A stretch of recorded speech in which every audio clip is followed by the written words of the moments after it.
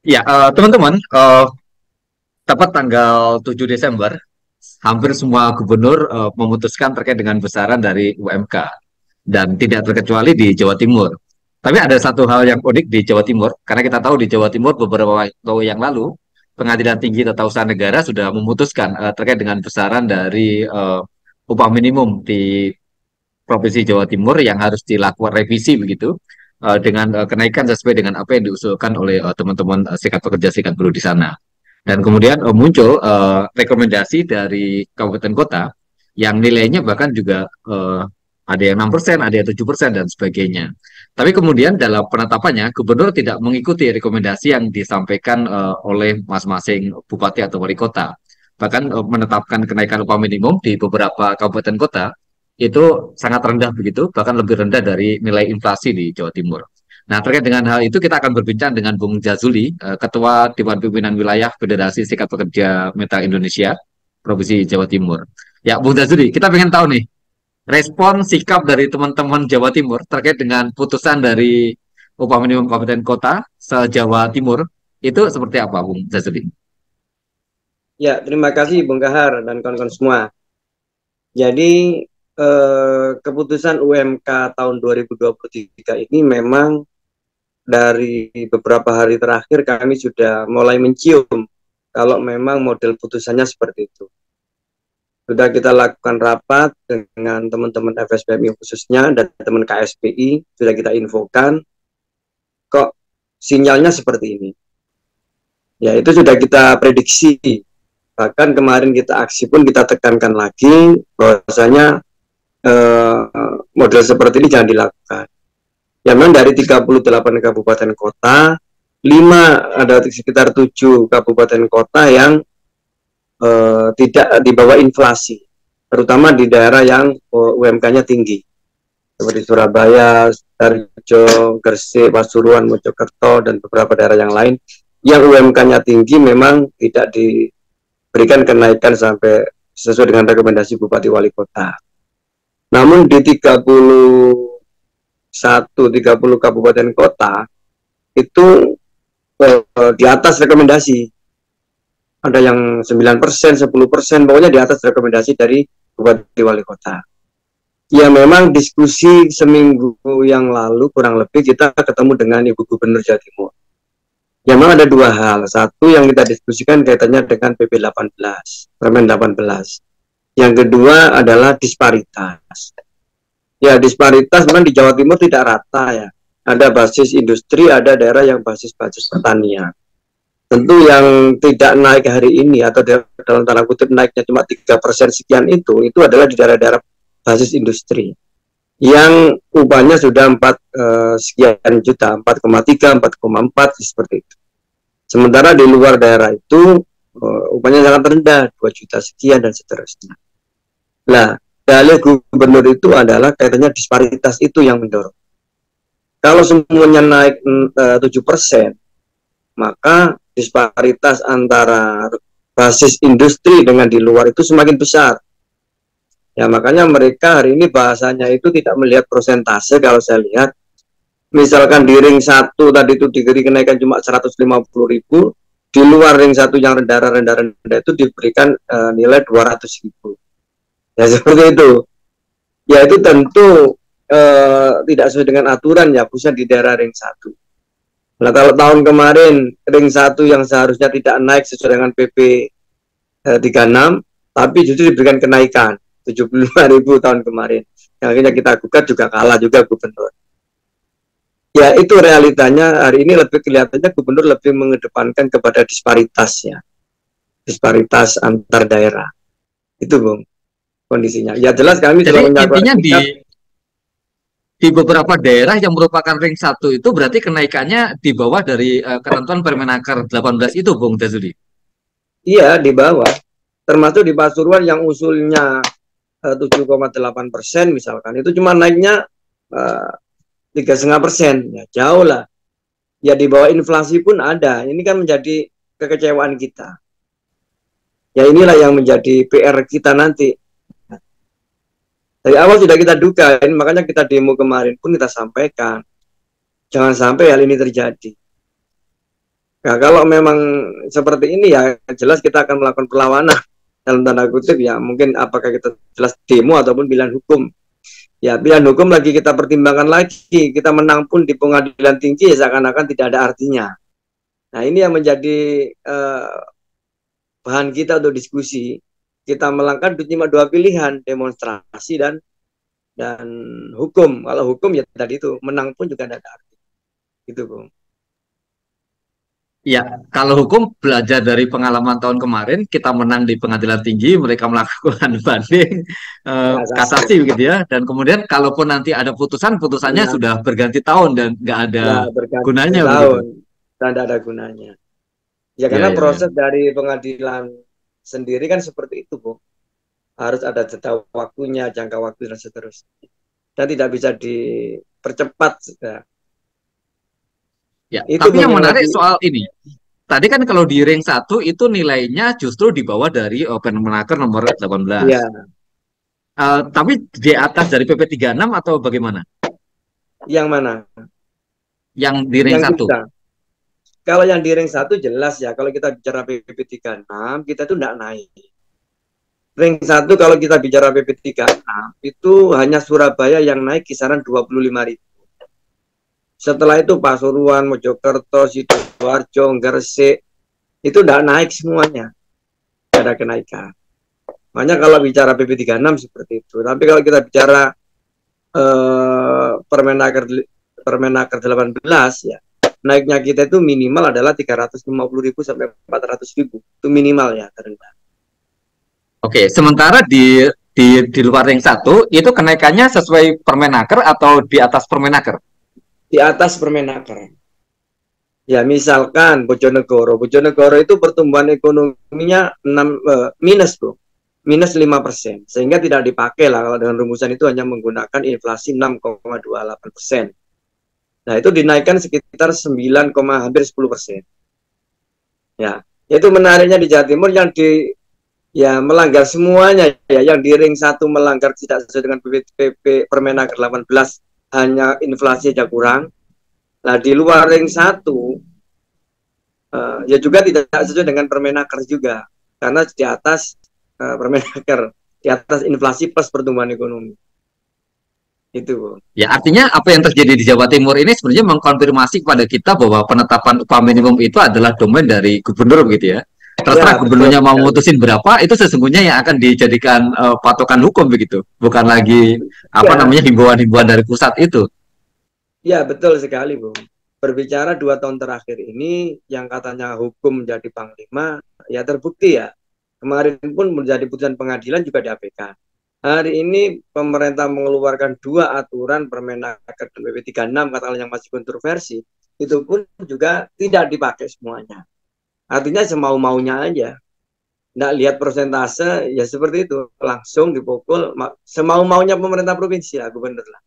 Itu kalau boleh dikata seperti itu. Ya, oke. Nah, terkait dengan apa yang terjadi di Jawa Timur, pandangan Bung Zazuli apa ini? Langkah-langkah yang mesti dilakukan oleh baik kawan-kawan di Jawa Timur sendiri dan gerakan buruh di Indonesia melihat penetapan upah minimum kabupaten kota di tahun ini, catatan-catatannya apa yang Bung Zazuli lihat dari sini? Eh, yang pertama, ya regulasi kaitannya dengan Permenaker 18 ini memang perlu dilakukan kajian yang lebih dalam. Ya, yang pertama jelas kami menyampaikan pertumbuhan ekonomi, inflasi plus pertumbuhan ekonomi itu harusnya dengan Permenaker ini kan tidak perlu alfa-alfa ya. Alfa pun tidak jelas bagaimana hitungnya.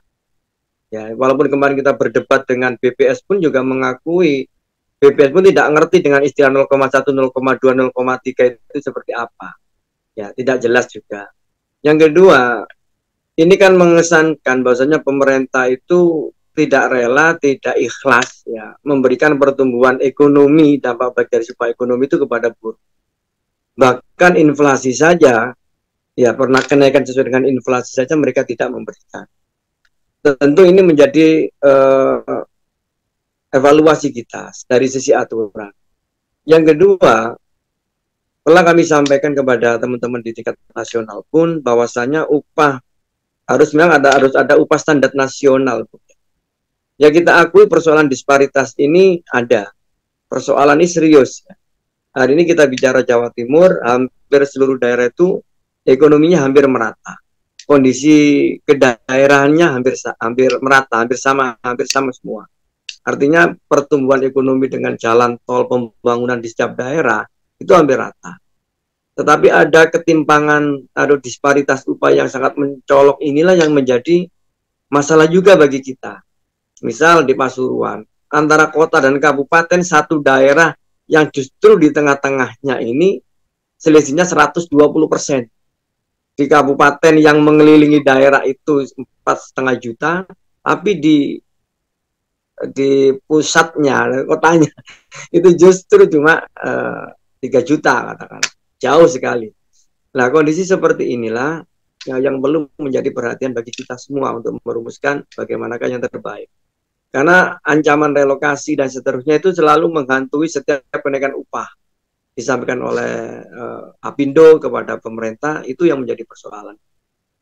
Ya, prinsipnya catatan-catatan kita, ya kita yang sering tak sampaikan, upah tinggi di Jawa Timur dengan upah yang rendah ini sangat kelihatan sekali. Apakah upah 4,5 juta itu memang tinggi? Ataukah memang upah 2 juta itu terlalu rendah? Itu pertanyaannya. Kalau memang sebenarnya itu upah itu mungkin hanya 4 juta katakan. Ya mungkin kalau 4 juta itu benar-benar real, ya itu adalah yang nyata. Tapi persoalannya 2,6 juta, 2 juta, apalagi ada yang di bawah 2 juta, itu yang menjadi persoalan. Itu, Bu. Ya, artinya memang ada apa secara aturan memang itu problem begitu, pertama. Nah, kemudian yang kedua juga apa namanya ancaman-ancaman soal relokasi itu juga masih terus terjadi. Nah, kalau di Jawa Timur sendiri dengan penetapan seperti ini, apakah diterima oleh Apindo atau bagaimana kalangan pengusaha menyikapi ini? Kalau sikapnya Apindo kemarin jelas tidak menolak ya. Dalam rapat Dewan Pengupahan mereka menolak. Dengan kenaikan itu menolak. Tapi tidak tahu ya dengan keputusan ini Apindo nanti bersikap kayak apa. Sementara kemarin itu pokoknya menolak, tidak ada kenaikan. Bahasanya seperti itu, sesuai dengan PP 36. Selalu itu alasannya. Tapi bagi kita, kenaikan upah ini sangat, baru kali inilah kita di ring 1 itu mengalami kenaikan model seperti ini. Banyak buruh-buruh kecewa. Banyak teman-teman para pekerja sangat kecewa dengan kondisi. Dan tentu ini nanti kita akan dapatkan barisan, kita nanti akan kemungkinan besar akan ada demonstrasi besar-besaran nanti.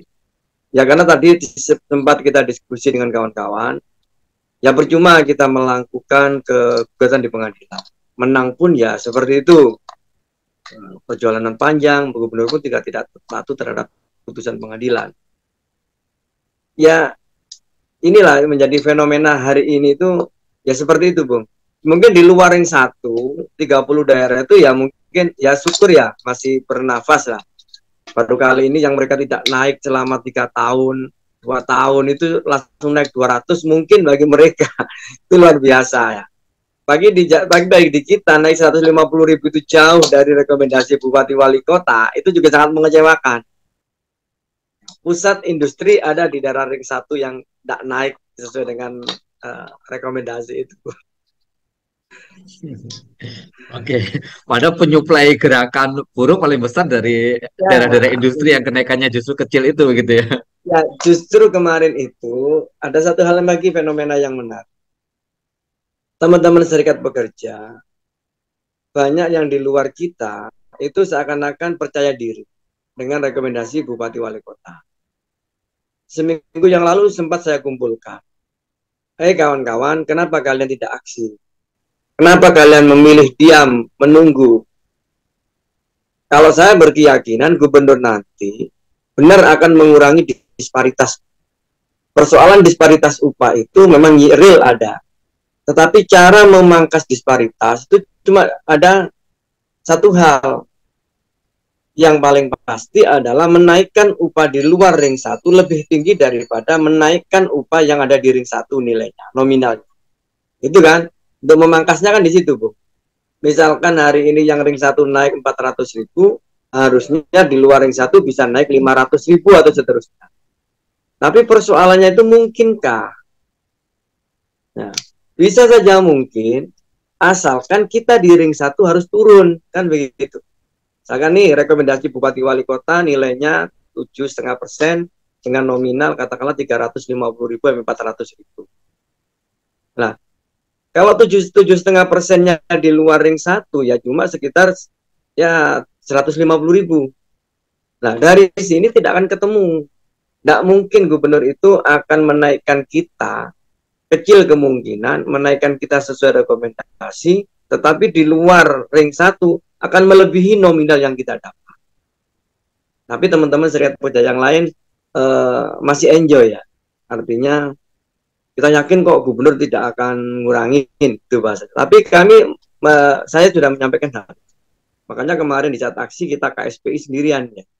Tidak dengan teman-teman SP yang lain, tapi setelah diputuskan mereka pada loh kok seperti ini kan gitu, kaget juga mereka, tapi kita sudah Karena sangat sampaikan yakin itu. Permenaker itu yang akan dijadikan acuan begitu ya. Ternyata Ya. gubernur memutuskan di bawah dari Permenaker. Nah itu makanya Jawa Timur kemarin terkesan adem ayem, aksi kemarin hanya diikuti oleh KSPI ya, itu teman-teman SP yang lain itu beranggapan gubernur akan patuh terhadap Permenaker sesuai dengan rekomendasi Bupati Wali Kota. Ya pada prinsipnya kelihatannya teman-teman itu sudah apa ya, sudah enjoy ya, sudah sangat sepakat dengan kenaikan itu. Ya tapi ya itulah mau dikata ini realitanya. Ternyata gubernur mengabaikan Permenaker 18 itu ya seperti itu. Itu Bung. Iya, iya. Saya kira ini menjadi satu catatan penting begitu ya, bahwa ternyata aturan ya sekedar aturan, apa namanya, keberadaan Permenaker 18 yang memberikan harapan begitu bagi banyak buruh ternyata juga tidak sepenuhnya diwujudkan. Dan itu juga terjadi di banyak tempat, misalnya di Bandung Barat itu kan rekomendasi dari bupatinya adalah 27%, tapi juga yang ditetapkan ternyata juga tidak sebesar itu, apalagi yang melampaui itu. Tapi memang tahun ini menjadi satu catatan penting bagi perjuangan upah di Indonesia. Dan Jawa Timur selalu punya catatan menarik seperti yang tadi disampaikan oleh Bung Zazuri. Bung Zazuri, terakhir mau ada yang mau disampaikan bagi dalam ini diskusi Ya, kita pada kali ini? ya, terima kasih Bung Gahar ya. Satu hal yang menjadi catatan, sorry, terganggu. Satu hal yang menjadi catatan kita dalam perjuangan upah ini, ya memang satu yang menjadi koreksi kita adalah gerakan buruh sendiri. Gerakan buruh mulai terasa sedikit kendor, sedikit lemah ya. Tidak seperti tahun-tahun 2 tahun terakhir ya, kita melihat di Jawa Timur. Walaupun tahun kemarin ya cukup besar juga, tetapi hero dan semangatnya kawan-kawan kurang kurang greget lagi. Ya, ini yang pertama yang menjadi suntikan awal kita. Soal kekuatan pemerintah, soal kekuatan Apindo, kurasa ya standar-standar saja ya mulai dari kemarin. Tapi justru gagalnya, kalau dibilang gagalnya perjuangan kita itu karena dari kita sendiri kurang kuat ya, kurang semangat, kurang solid. Soal yang lain dari aturan ya seperti itu sih, dari dulu kalau melihat ya modelnya aturan ya hanya sekedar aturan saja, baik pemerintahnya juga tidak patuh, Apindo juga ya seperti itu. Nah, ya kurasa di mana kekuatan politis itulah yang paling menentukan sikap dan kita, perlawanan kita yang memang itu menjadi kunci bagaimanakah menang atau Buatnya, Bung. di perjuangan kita. Hari esok masih ada yang akan kita perbaiki. Tentunya kami juga menyiapkan strategi-strategi bagaimanakah untuk melakukan perlawanan kondisi. Itu, Bung. Ya, Yang oke. pasti Terima kita kasih, belum bisa Bung terima. Zazuri. Ya, sama-sama Bung Kahar. Oke, Mohon maaf, ya. Bung. Ya, Bung. Oke, terima kasih. Teman-teman, demikian tadi diskusi kita dengan Bung Zazuli, Ketua DPW SPW Jawa Timur yang punya perspektif baik begitu terkait dengan penetapan upah minimum di tahun 2023. Semoga ini menjadi satu catatan yang menarik dan perlu digarisbawahi bagi teman-teman semua bahwa ini bukan soal pengusahanya yang kuat, bukan soal pemerintah yang dia punya kebijakan dan keinginannya sendiri. Tapi ini justru soal gerakan buruh yang semakin kesini justru semakin melemah untuk mengawal peningkatan kesejahteraan. Terima kasih, sampai bertemu kembali di perbincangan selanjutnya.